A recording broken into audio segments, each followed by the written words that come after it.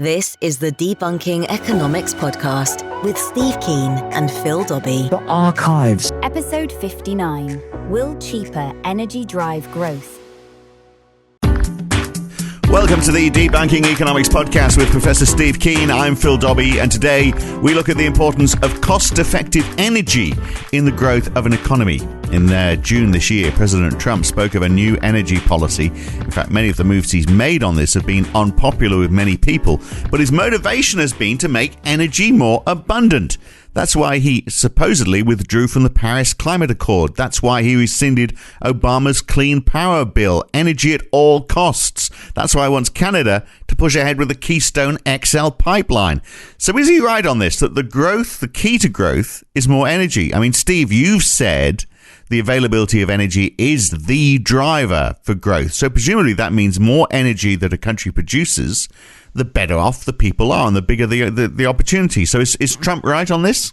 He's right with one little exception, and that is he's not particularly worried about the distribution of income, is he? The more that goes to the winners and the less to the losers, the better he thinks the world is, even though the losers are the ones who voted him into office. So there is an issue about, I mean, could you imagine the energy consumption per capita of one Donald Trump?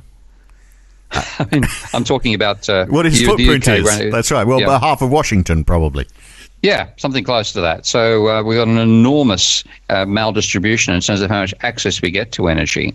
And the question that I think we're going to have to face in the future is we're going to have to provide sufficient energy that everybody on the planet gets a capacity to live a moderately comfortable life. And we allow for some to get their hands on much more energy than that, effectively courtesy of their contribution through innovation to what humans can actually produce and what's sustainable on the planet.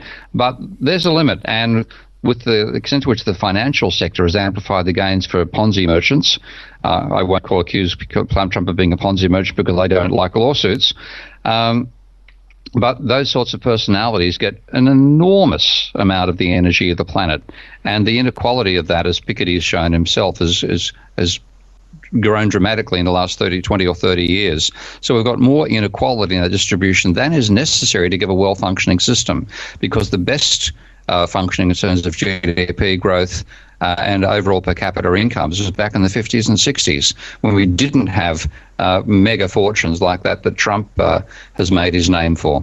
But I mean, Donald Trump obviously doesn't care too much about the rest of the world, and probably doesn't care he certainly doesn't care too much about the environment, or he doesn't believe it's having any impact on the environment. As far as he's concerned, it's America first. So if they have more energy, they produce more energy. I mean, already, look, the energy use per capita, according to figures from the World Bank, in America is 2.5 times what it is in the UK. So, I mean, they are already big consumers of energy. If they have more energy available more cheaply across the board within America, if it's cheaper to fill up your car, it's cheaper to buy electricity, then companies are going to be able to expand more cheaply. That's going to be good for America, isn't it? No, this is the intriguing thing, because if you look at, when do you think was the peak energy consumption per head in the USA? Yesterday? I was going to say pretty soon. Yeah, pretty recently, yeah. Okay, 1979. All right, okay. Okay, now that was the peak of energy per capita in the United States. This is data from the World Bank. There's actually I couldn't read it out over the radio, but I can whack it up on the when we put the podcast up on Patreon. I'll give the link here. And energy use per capita in the United States peaked in 1979. Now, the date might ring a bell. That was, of course, the second OPEC price rise. The previous peak before that was 1973 at 8,163 kilograms of oil equivalent per head. Then in 1979, you had a bit of a fall in the meantime when the price rise. OPEC oil price went from $2.5 a barrel to $10. Then it fell a bit. Then it rose once more. There was a second OPEC, which is back in 1979. And after that happened, you went from 8,400 kilograms of oil per head. By the way, think about that in terms of, just imagine 8,000 kilos of oil. We're talking pretty much, 8,000, effectively, I don't think it's 1 kilo per litre, but it's something close. The water is 1 kilo per litre. I think oil is lighter, but it's something at the same scale. So if you think about that in terms of the number of litres of oil you put into your car, like 50, most tanks come out at 40 litres. that's a substantial numbers of refuels of oil. That's 200 effectively car refuels of petrol a year for the average American back in 1979. Now that fell to 7,000. So they went from 8.5 to 7,000 by early 1982. It then rose until 2000. And again, 2000 turns up as a peak on so many fronts, but that's back to only 8,000 kilos of oil per year equivalent. So why the drop then? Are they sorry? Give us the decline. What did it get down to? Sorry, and then tell me why the decline. Okay, we're now back to 6,800 kilos of oil per head. That was in 2015, and that's an equivalent level of oil consumption per head to 1967. So we are now the Americans are consuming as much energy per capita now as they were back in 1967. Now, and that is about 1/3 less than they were consuming in 1979. And yet, because you had said, the more cheap energy available, the more energy that we produce. I mean, that is the biggest growth for an economy. The availability of cheap energy allows us to do more. So we have cheaper. I mean, oil couldn't be cheaper. And Donald Trump's approach is to say, well, let's make it even cheaper by producing even more energy ourselves, so we don't have to worry about the vagaries of OPEC. Yeah, well, what's actually happened in 1979 is a break in a trend that goes back 150 years. And this is quite intriguing. If you look at there's a wonderful data, which I haven't actually got the source data. I've got to see if I can download it. But there's a wonderful blog post, which I highly recommend readers to have a look at, called Finite Physicist Meets Exponential Economist. And in that wonderful discussion between a physicist who knows the laws of thermodynamics and an economist who didn't have a clue, one piece of data the physicist used is a very strict linear relationship between total energy consumption in the United States and GDP. And this is data, I've actually found the data now, and there is, again, the break that we're broken away from this virtually linear relationship between 1700 and 1950, a linear in terms of a linear and an exponential plot. So exponentially increasing energy per head, exponentially increasing GDP per head at the same time. That trend broke in 2000, and it started breaking back in 1979. So partly that's a good thing in the sense that we've been driven to think about how efficiently we use the energy we capture right now. And there has been, if you think about the old gas guzzlers cars from the 1970s,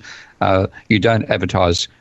Cars didn't even advertise petrol consumption per mile back then. It was speed and acceleration that mattered. We still got off on speed and acceleration, but a major factor these days is power consumption per kilometre covered, and that's improved dramatically, largely because OPEC made it absolutely vital. America, when it was importing that oil, couldn't afford to pay the prices in export terms, and it's even can't afford to pay it when you have that high level of prices of low energy efficiency in American produced oil in American cars. So there has been a large increase in efficiency.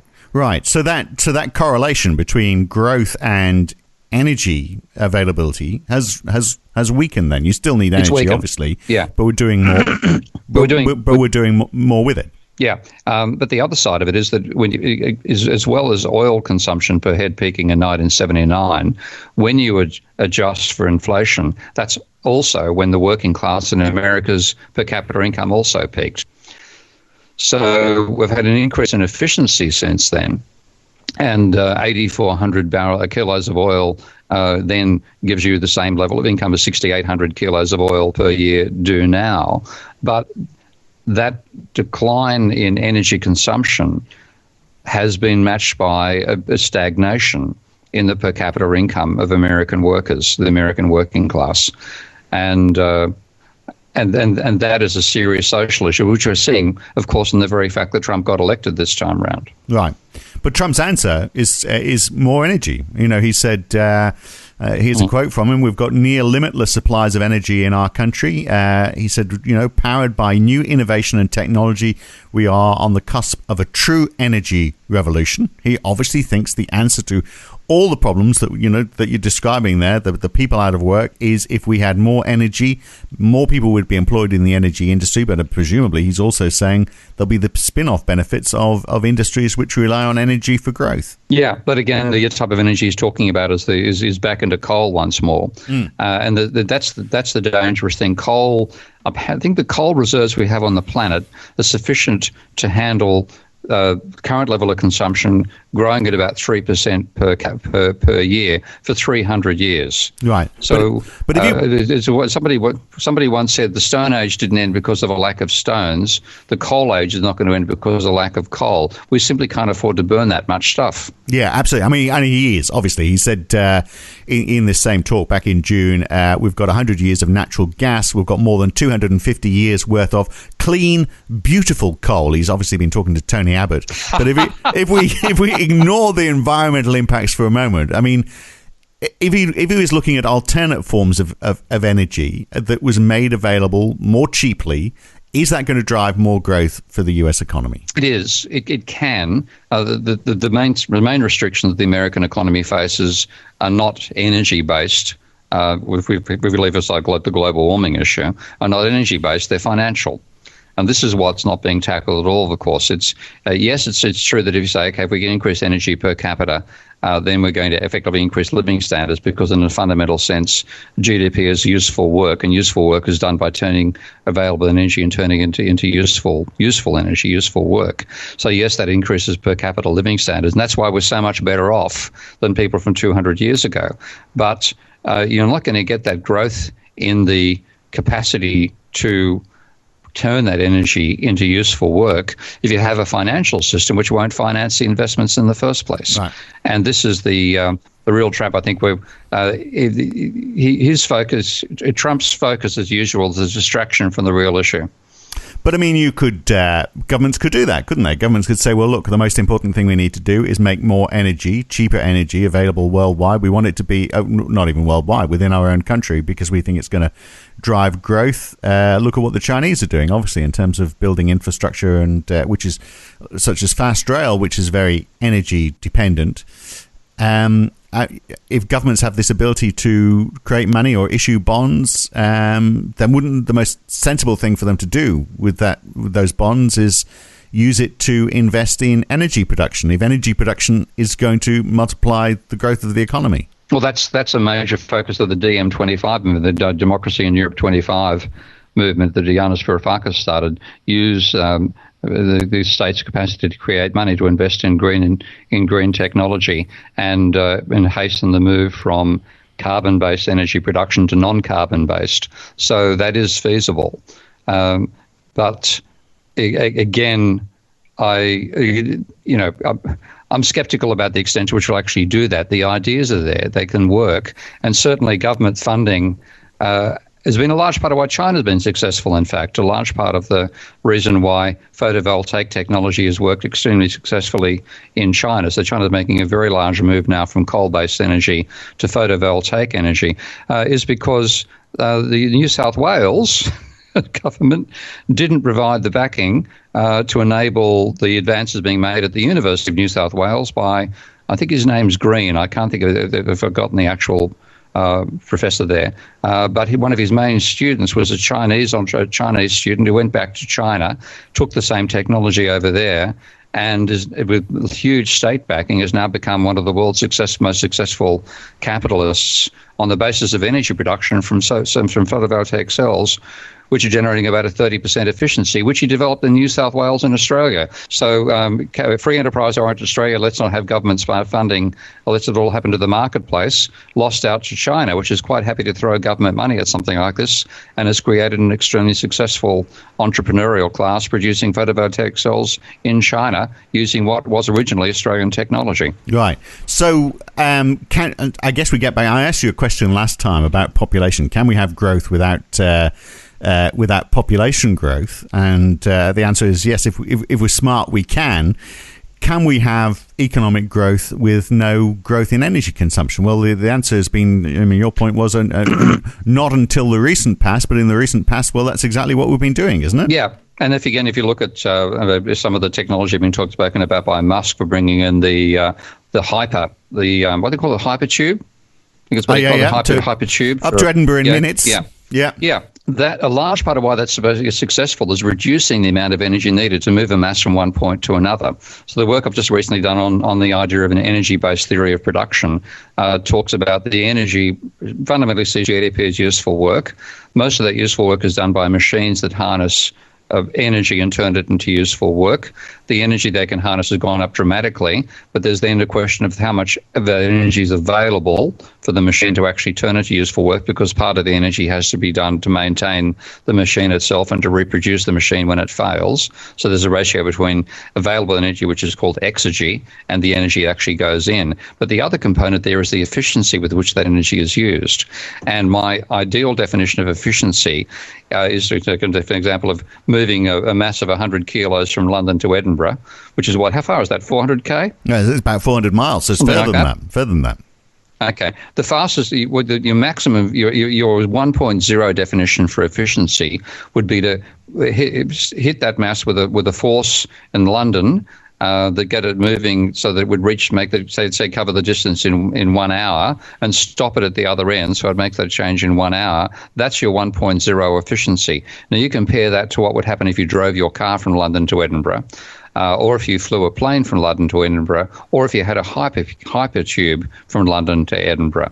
And in each of those cases, there's a dramatic increase in potential efficiency. We'll never get to the 1.0, but a large part of what we can do right now is dramatically increase the efficiency with which we move people from one point to another, with which we generate light. So for a lot of us, like I've been actually in my flat, after a couple of light bulb failures, the landlord here is a good guy, came along and installed LCD lights, which use 4 watts of power to generate what an incandescent did with 120. Right. So we do have this tremendous capacity to increase the efficiency with which we use that energy, and that's partly why we saw energy peaking back in 1979 and having a lower level of energy consumption in the USA today than 40, 50 years ago. It's partially because of income distribution issues, as I've said in the previous show, but also it's due to higher efficiency coming out of our technology, and we still have a long way to go. Right, but for government policy in that case, the most efficient thing the government can do is not what Donald Trump's doing in that case, which is just saying, well, look, we've got lots of energy, let's produce more of it, and we'll see growth like we saw in the past during the Industrial Revolution and before. The more energy we have, the more we produce. Actually, the clue is in making the use of energy more efficient.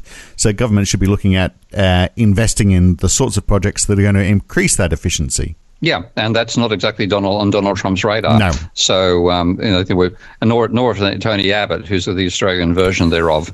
Or even Theresa May. We should eat coal rather than lumps of onions. That's Theresa May? Yeah, well, Theresa May has. She's backtracked on an energy price cap to try and make energy more affordable. But here, she's really talking about getting old people through another British winter. But if you put a price cap on energy, I'm trying to figure out, would that help productivity? Would that drive more efficiency? Probably. Or would that just take the profits out of power companies and reduce their investment in energy production? Yeah, and it's there's good arguments that occasionally the price being high for something is what led us to economise on using it.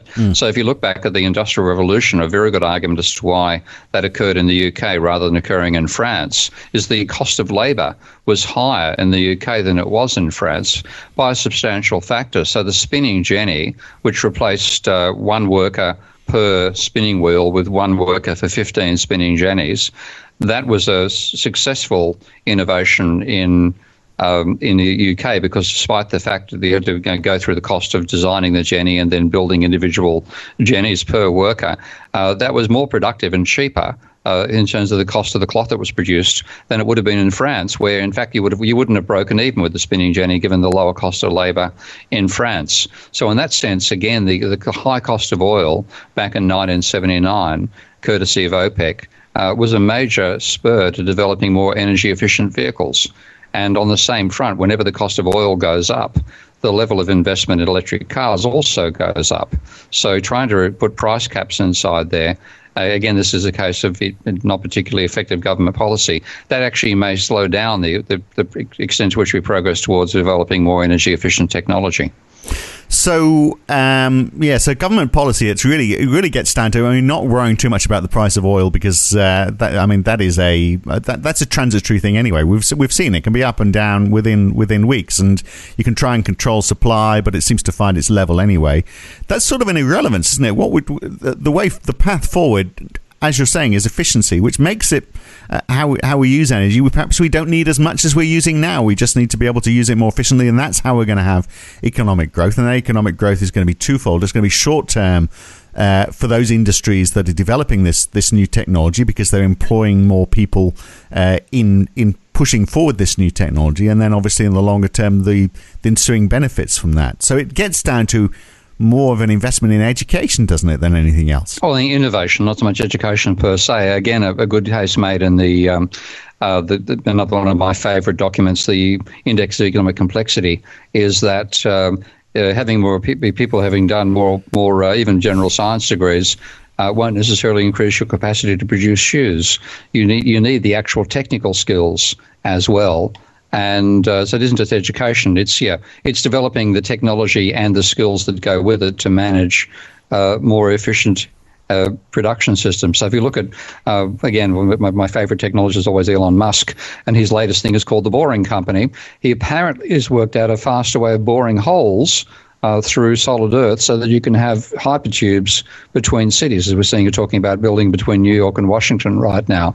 So it's always a case of when you have those, that it isn't just education per se. It's building up the skill set that means you know how to land the rocket on its ass rather than having it just crash back into the earth again, and you know how to drill through rock more efficiently. So building a tunnel is cheaper than building a road. So it's acquiring that overall skill set, which comes out of actually doing the stuff, and the government's role there to some extent can be providing the money that means they can lose money initially, and the whole society carries that burden, and it's government created money anyway, making use of resources that might otherwise be idle. And then over time the private sector comes up with the new ideas that make that technology cheaper and more efficient in using energy. Right. Is anyone doing that? And this becomes less of a. I mean, energy is at the heart of, right. Okay, but China's been seen as being a consumer of old-fashioned fuel as well.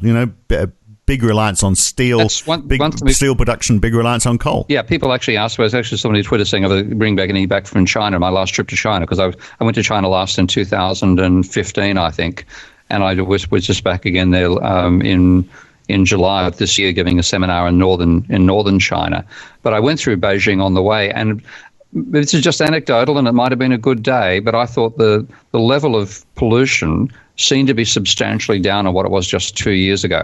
And that's partly because they're forcibly moving production away from Beijing, but also there's been a definite shift in power production. They're not producing as many new coal-fired power stations every year.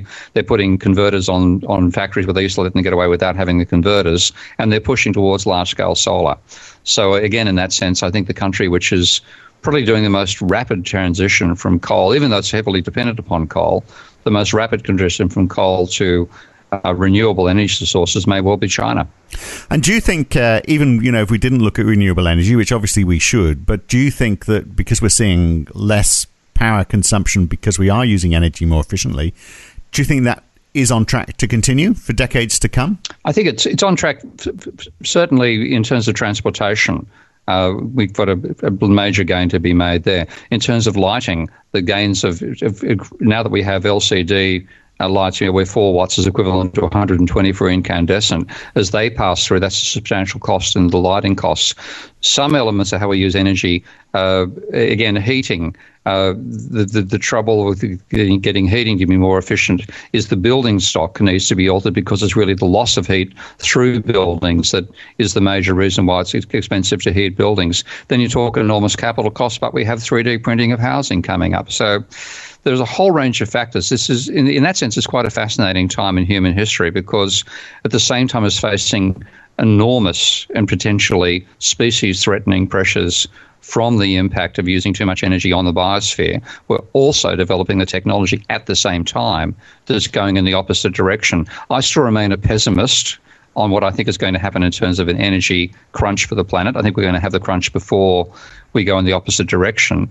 But if we realise the urgency of what we're doing, we could potentially, given the level of technology we've developed with robotics and with more efficient production of energy directly from source, from photovoltaics and so on, we could actually get past that crisis. I think we won't. It's within 15 or 20 years.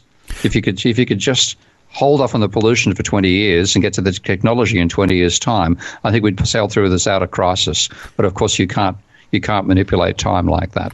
But it sounds like, the more fundamental question, if you're a government that's looking at, what direction its policy takes, is not to take the Donald Trump approach, which is to say, well, how can we have more cheaper fuel? The fundamental question for energy policy is, how can we as a government make sure there's a more efficient use made of the energy that we're already producing? Yeah, I think that's right. And in that sense, China's doing it before the West is, because to some extent it overshot. It got to the stage where the pollution was so bad in Hong Kong, where there's very little industry left because of pollution coming over the hill from enabling production in the Shenzhen region. So it hit a ceiling. It hit a ceiling, quite literally. And one of the advantages of the Communist Party system is that the elite can't avoid to breathe the air everybody else is breathing, and they've got the power to say, let's do something about it, which they're doing. So China, I think, may well lead the way, and within 15 years, we get to the stage where you have blue skies over China again.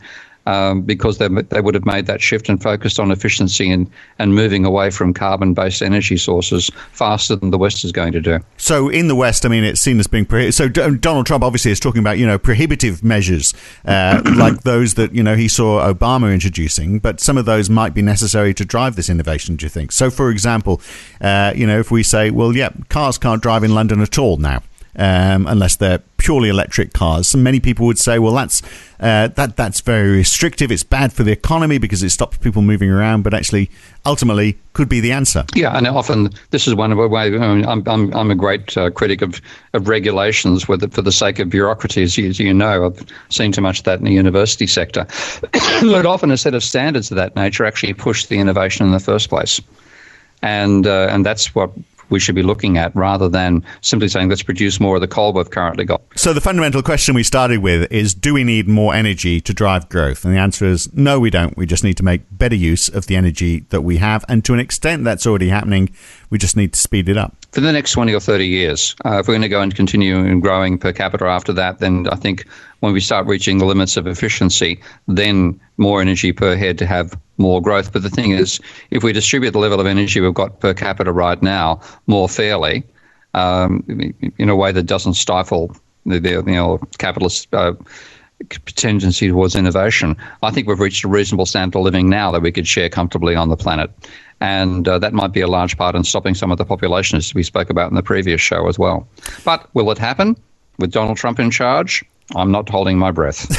No, it certainly seems to be going very quickly the other direction. But there again, how long is Donald Trump going to be in charge for? Maybe he's what we needed to realise what's wrong. We'll see. Always the optimist. Good to talk, Steve. Catch you again next time. Okay, mate. Bye. Next time, we look at Bitcoin. Is it part of the way of the future, or is it just a fad? Is it an example of the freedom of fiat money, or has it just become another substitute for gold? And what of the influence of online currencies? Could they exist? Will they exist? What impact would they have? All that next time on the Debunking Economics podcast with Professor Steve Keen. I'm Phil Dobbie. Thanks for listening this time. We'll see you then.